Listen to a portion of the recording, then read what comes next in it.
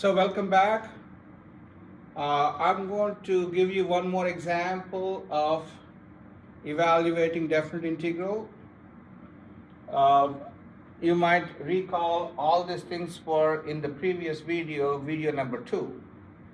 The main technique, which is the fundamental theorem of calculus, the relation between little f and capital F is antiderivative. And you learned how to find antiderivative of a function in section 1.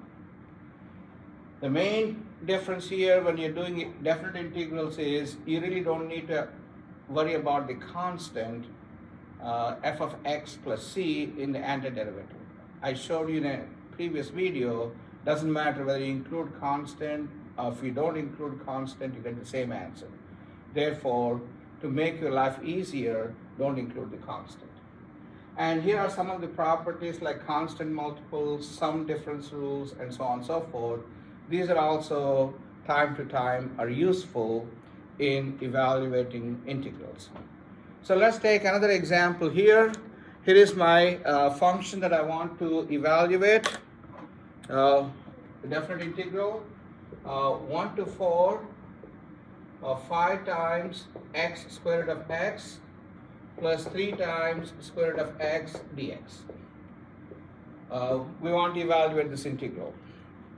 This is a definite integral. So before you could do this,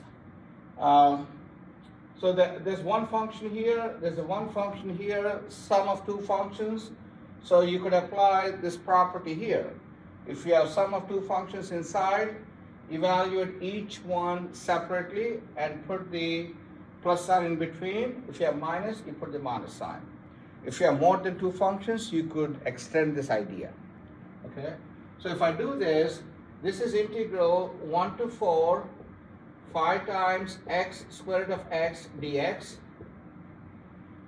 plus 1 to 4, 3 times square root of x dx. Okay, I separated them by using the sum rule. And then I could pull that constant out. Pull the constant out. So I want to save some room here, so I'm going to pull that constant 5 out, put the constant 5 outside here, pull that 3 out here. I'm using this property here. If you have a constant, the constant, you can pull it out of the integral. That's exactly what I did. Now we have to evaluate this integral. This is x times square root of x. So you have to find antiderivative. So here, x times square root of x, you have to use a power rule. You write this in the power of x and use the power rule to evaluate the integral. So I'm going to write one more step. It's 5 times integral 1 to 4 x to the power of 3 halves dx. How do I get x to the power of 3 halves? It's x to the power of first power, x to the power of 1 times square root of x is x to the power of 1 half. So if I want to multiply 2 powers of x, you add the exponents. So it's 1 plus 1 half is 3 halves. Plus 3 times integral 1 to 4 x to the power of 1 half dx. Okay? Now we're ready to integrate. You can use the power rule here to come up with antiderivative of this function, an antiderivative. It's 5 times x to the power of 3 halves plus 1 divided by 3 halves plus 1, and don't forget to put your limits 1 to 4. Minus 3 times x to the power of 1 half plus 1 divided by 1 half plus 1, in between the limits 1 and 4. 1 and 4. I want to put parentheses around here so that you don't make a mistake in evaluating these numbers. So I 5 times this, negative 3 times that. Now let's start to simplify here. 3 halves plus 1 is 5 halves. So I'm going to erase this and write that as a 5 halves. And divide by the same number 5 halves.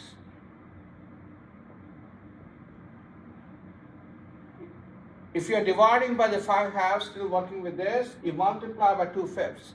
Dividing by 5/2 is the same as multiplying by 2/5. So I'm going to erase this and write 2/5 here. That is my final answer. Likewise, this would be 3/2. Half plus 1 is 3/2.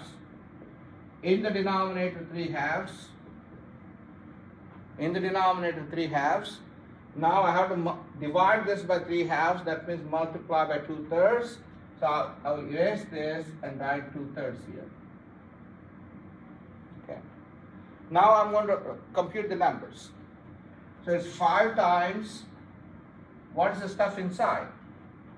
So function line 1 to 4 means you evaluate at 4. So it's 2/5 times 4 to the power of 5/2 minus 2/5 times 1. Because when you plug in x equals 1, you get 1. Minus 3 times, plug in 4 for x, so 2/3 times 4 to the power of 3/2 minus 2/3. Okay, that's what you get. Now let's see what this is. 4 to the power of 5/2 is 32. So 32 times 2/5 minus 2/5 is 31 2/5. 31 times 2/5. So the first number is 5 times 31 times 2/5 minus 3 times 4 to the power of 3/2 is 16/3 minus 2/3. 16/3, 4 to the power of square root of 4 is 2. 16/3 minus 2/3 is 14/3. Okay? So 5 and 5 get cancelled. 3 and 3 get cancelled. So that is 62 minus 14. 62 minus 14 is 48. So the answer is 48 square units, right? No, don't put any units here, sorry. The answer is 48. Okay, no units, okay? That's how you evaluate.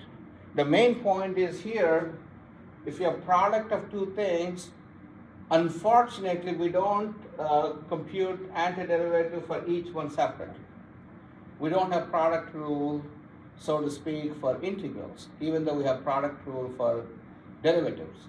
So what you need to do is you got to combine these two things. That's what I did to come up with this x to the power of 3/2. Then use your power rule to evaluate the integral. Okay, that's the main point here. Okay, thank you.